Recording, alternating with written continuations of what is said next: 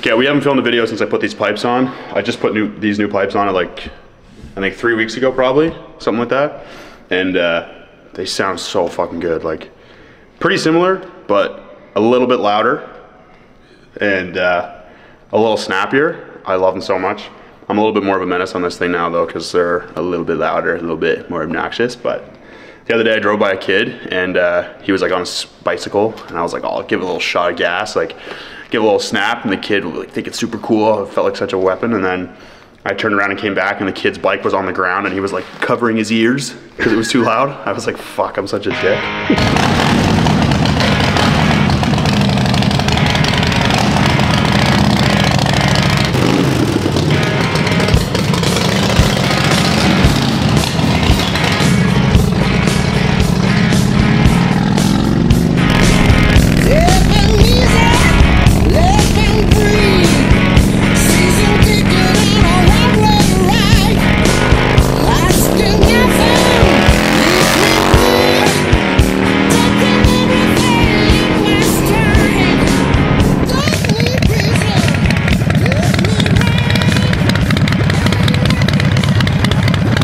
Pretty loud.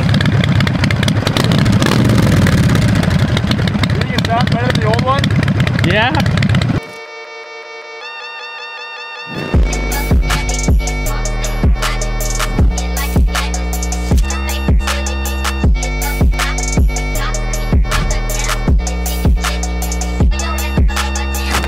I used to have horrible side delts. Josh, throw a picture up of what they looked like.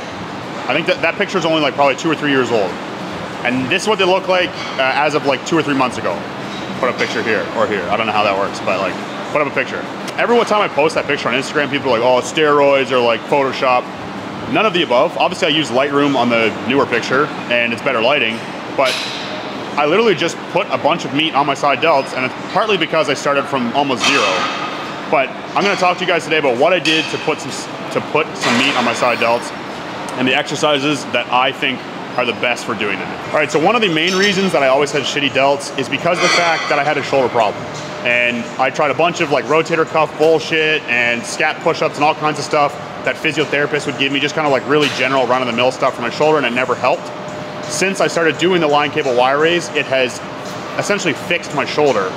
It trains a movement pattern that like a lot of people do not train very often, and at least in my experience, that was the case. And so it strengthened the muscles that stabilize the shoulder blade, and it also trained them in a way to kind of like teach my nervous system to fire them in a stability context.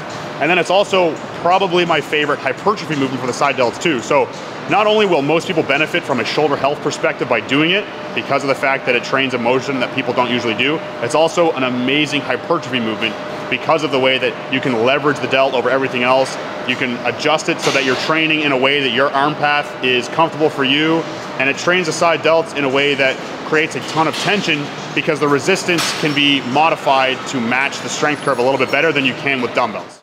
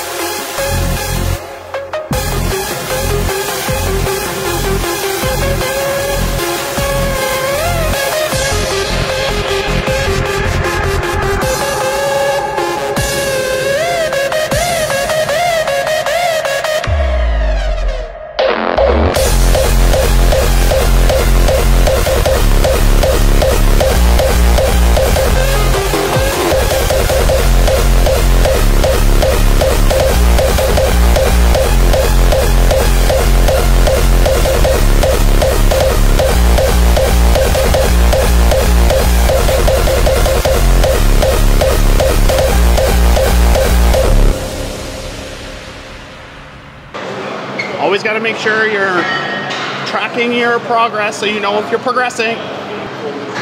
That number's way lower than I want it to be. Lifted some big weight today,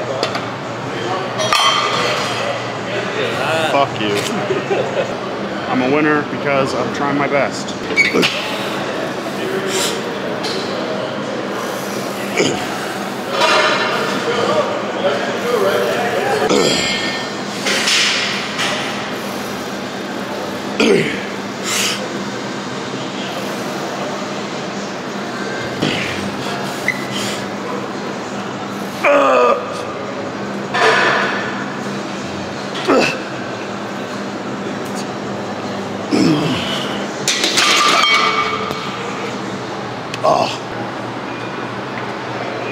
I should have fucking put the bench back to where I wanted it when you were done.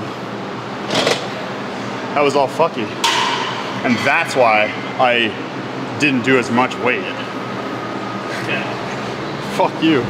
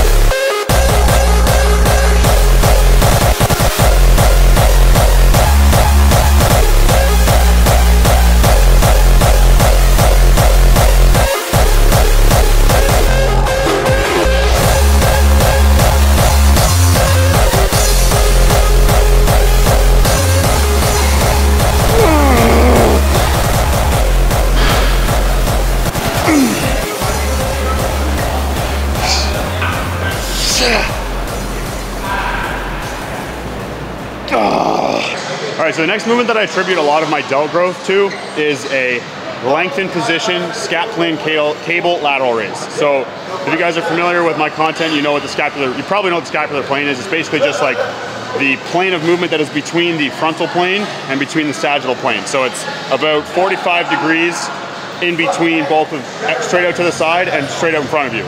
And then when I say lengthened position, this is around waist height or around the height where the cable is going to be perpendicular with my arm when my arm is down by my side. And that means that the tension is going to be, or the resistance is going to be the heaviest in that lengthened position. And the lengthened position for the side delt is down by the side. And I really like this movement because, again, it is, I find, a lot easier to connect with my delt and leverage my delt than it is for me in a like straight out to the side lateral raise with a dumbbell, for example. And because the cable provides constant tension, as soon as you start moving right from there, you're already feeling tension in the delt, and then you can continue to like follow that feeling throughout the entire rep and make sure you're using the delt for the entire rep.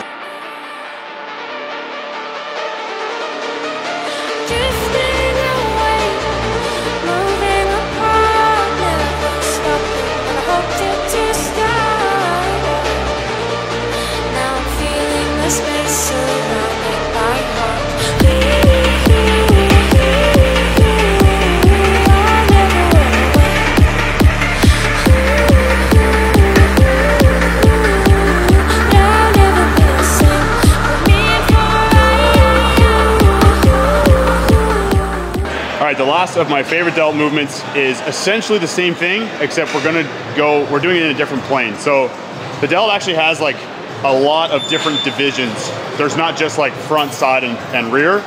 Even just the side delt in and of itself has like a bunch of different kind of angles. And following the fibers is not something you need to do for every muscle group. It only really applies to like the chest and the delts to an extent. But basically, the side delt is going to do this kind of movement as well as this kind of movement. And those are slightly different planes. And so basically, we're just gonna do the same thing, except go in a slightly different plane, just to make sure that we're biasing kind of all the fibers that we can. So it's kind of like the lengthened position version of the line cable wire raise, which we started the workout with. In general, I would recommend leading with your elbow for sure. Some people like to lead with their pinky. It just internally rotates the arm a little bit more, which is gonna disadvantage the front delt. Although the front delt is gonna help with stability, so you don't wanna disadvantage the front delt entirely. I like having something to kind of hold on to brace against. You wanna turn away a little bit from the cable, and then generally a little bit of a proud chest. And then you wanna think about it kind of as a hybrid between a wire raise kind of movement and a lateral raise kind of movement, right? So this is gonna be kind of somewhere in the middle of those two.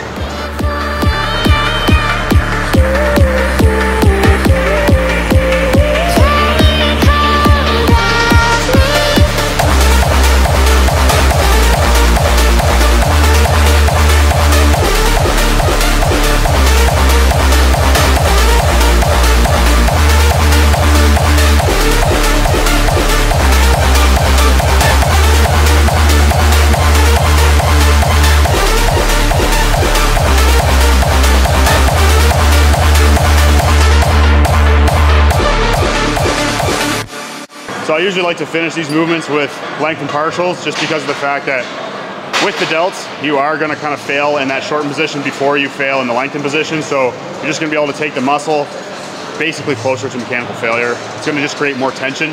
And as you guys know, tension is the driver of growth. So I like to add in some lengthened partials with those two movements, especially because of the fact that, like I said, they're gonna bias the lengthened position. And that's good for two reasons. One, for the reason I just explained, you're gonna be able to get some lengthened partials out of it. And two, the delt loses a lot of strength kind of up toward the top, but because of the fact that the cable isn't directly opposing this motion, when it's set up to this height, it's actually easier in terms of the resistance, just due to physics. The physics of the movement make the resistance lighter up here. So you can get a little bit more of a complete rep.